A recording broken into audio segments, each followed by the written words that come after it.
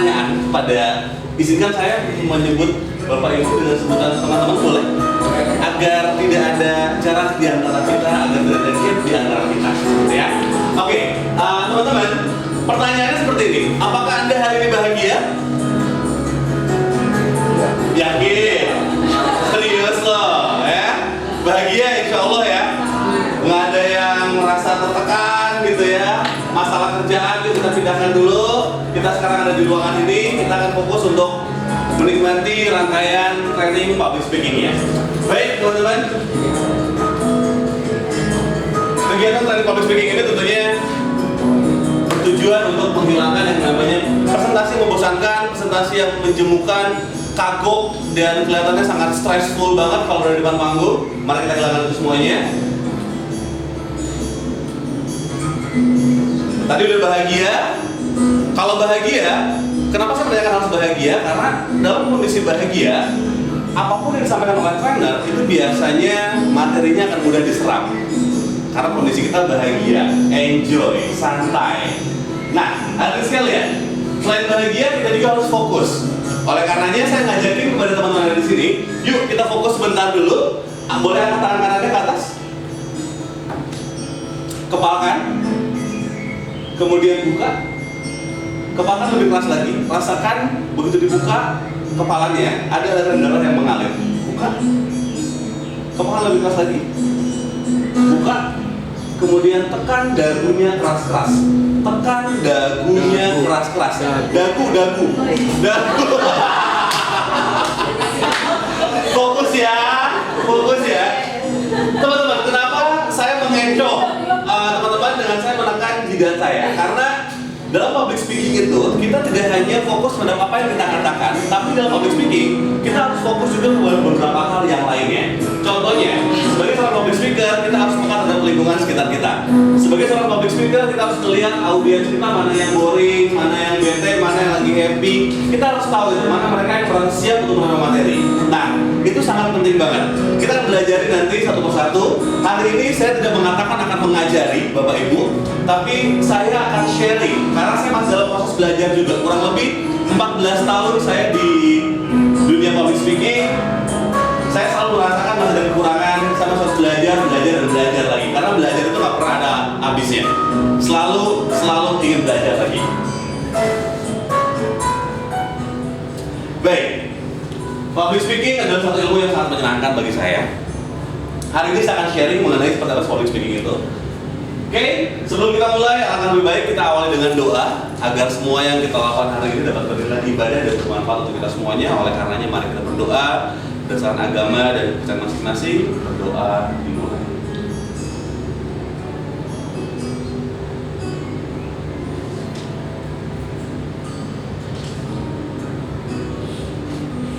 Amin.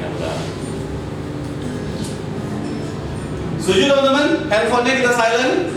Jangan dimatiin karena saya yakin banyak banget teman-teman di sini yang berprofesi sebagai sales, ya, berprofesi sebagai pengusaha. Kalau pengusaha handphonenya mati kayaknya rugi. Kalau mau teman-teman yang pengusaha silakan jangan dimatikan tapi di silent aja handphonenya. Dan kalau misalkan nanti akan menerima telepon, boleh terima telepon tapi di luar dari ruangan ini, takutnya mengganggu dari proses belajar pada hari ini. Pagi, Mami silakan.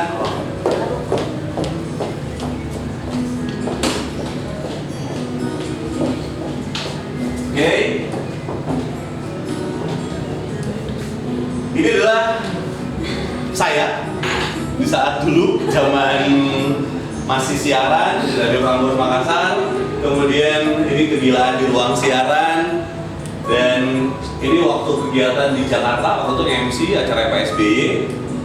Kemudian ini ulang tahunnya Kota Makassar. Ini pembukaan Switzerland Konsulat. Ini acara Semedi Garuda bersama MC dari Jakarta. Ini bersama kembaran saya yang pintar masak, tapi saya nggak pintar masak. Ya, ini bersama Helena waktu acara Semedi Garuda di Jakarta. Dan ini bersama Aura Kasih di Ambon. Banyak banget pengalaman-pengalaman menjadi seorang public speaker, menjadi seorang MC di luar dari Kota Makassar.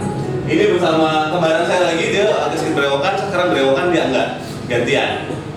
Dan ini bersama tante saya, dia datang ke sini ngunjungin, ada Viko mana ya? Sama Krisdayanti, ini bersama mantan pacar saya ya. Tapi sekarang dia lebih memilih Ashraf Sinclair, tapi saya lebih memilih itu saya sekarang di sini. Coba aja bilang nggak milih dia, ya kan? Oke, teman-teman, ini bersama Dino Patijala, seorang negarawan yang sangat luar biasa. Dan ini bersama anaknya Pak JK, ini bersama Krisdayanti dan yang mempopulerkan kata-kata vikinisasi.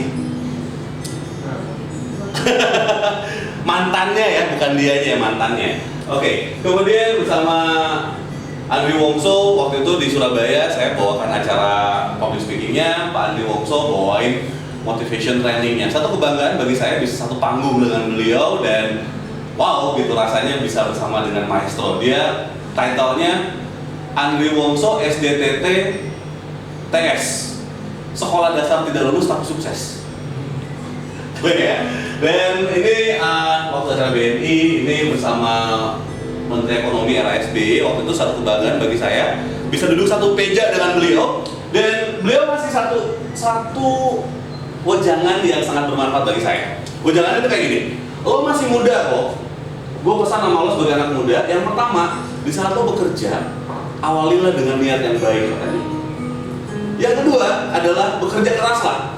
Yang ketiga, bekerja cerdaslah. Yang keempat, ikhlas dalam menjalankannya. Dan yang kelima adalah serahkan hasil akhirnya kepada Allah Subhanahu wa Ta'ala. Itu yang sampai sekarang prinsip yang dikasih sama Pak CT ini saya lagi mencoba untuk menerapkan terus dalam kehidupan saya sehari-hari.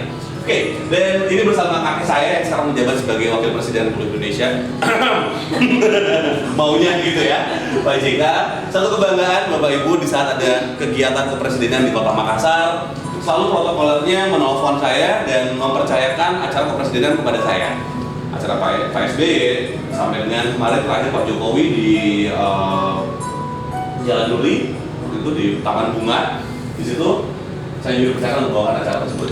Dan saya mendapatkan penghargaan Master Brand Award di tahun 2015 kemarin karena dari sekitar 100 perusahaan di Kota Makassar, 100 manajer yang bertanyakan MC yang cocok untuk acara launching, gathering, itu siapa?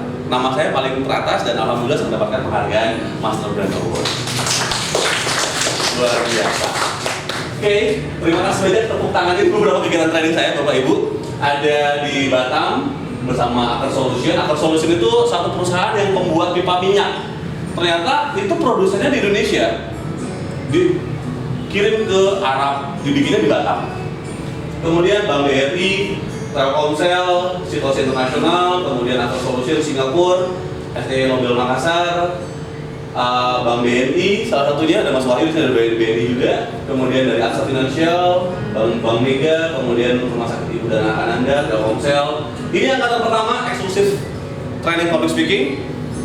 Yang ikut ada dari Bank Mega, Bukopin, Penin Bank, Prudential, Asamitra, dan juga termasuk Prambors, alma mater saya kita juga.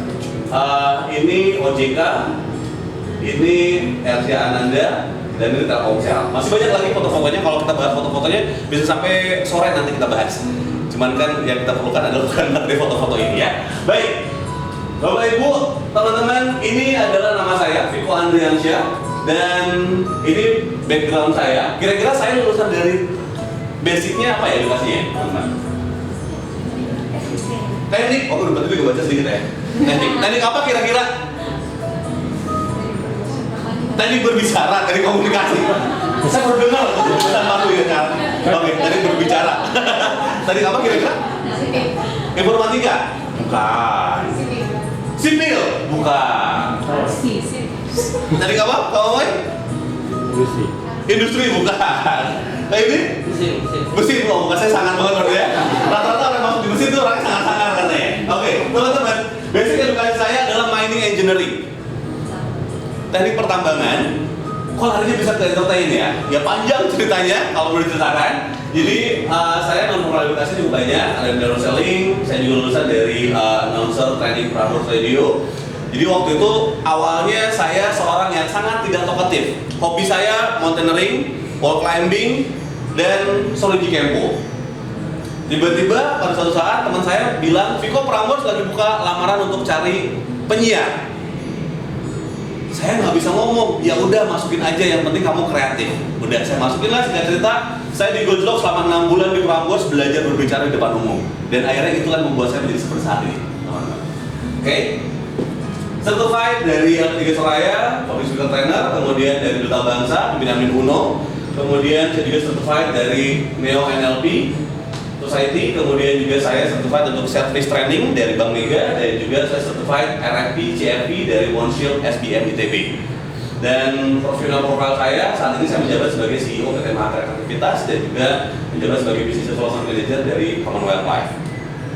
Ini foto saya. Dan saya berani membuat tagline di foto ini seperti ini. Orang ganteng stok terakhir. Sorry Mas Arai. Orang ganteng stok terakhir. Bos Yudi sorry ya.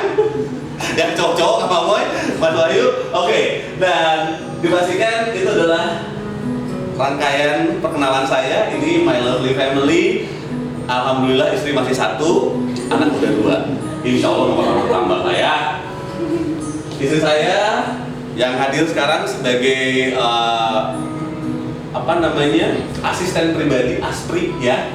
Jadi anak saya yang pertama namanya Radit, ini Queen yang kedua. Umurnya lagi lucu-lucunya, lagi banyak bertanya dan sebagainya. Baik Bapak Ibu, sebelum kita mulai, saya selalu mengajak kepada seluruh peserta untuk santai, untuk relax, jangan tegang. Karena apa? Belajar public speaking bukanlah latihan militer. Ya, belajar public speaking harus santai, harus relax, harus nyaman. Oleh karenanya, se-relax mungkin, sesantai mungkin. Kalau bisa, kalau mau sandar-sandaran boleh-boleh aja, bebas selama Anda nyaman, oke, dan tidak mengganggu teman-teman yang lainnya. Oleh karenanya, yuk kalau boleh tersenyumlah se-relax mungkin. Kalau bisa mengalahkan senyuman yang satu ini.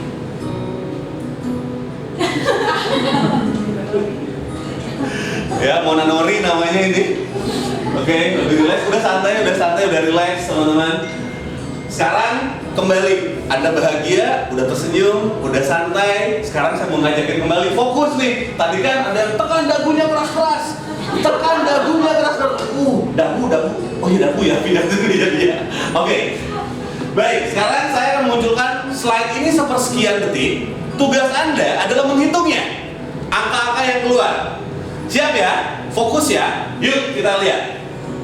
Ini ditambah ini, ditambah dengan ini, ditambah dengan ini, ditambah dengan ini. Hasilnya berapa? 5.000. Yang 5.000 angkat tangannya. Yuk. 1, 2, 3, 4. Yang 5.000, 5, 6. Balik kayaknya menghitung nih. Ya 4.800 siapa angkat tangannya? 1, 2, 3, 4, 5. Mbak Laila? 4.080. Oke. Kita lihat ya. Jawabannya adalah 4.100. Yuk. Jawabannya adalah ini dia.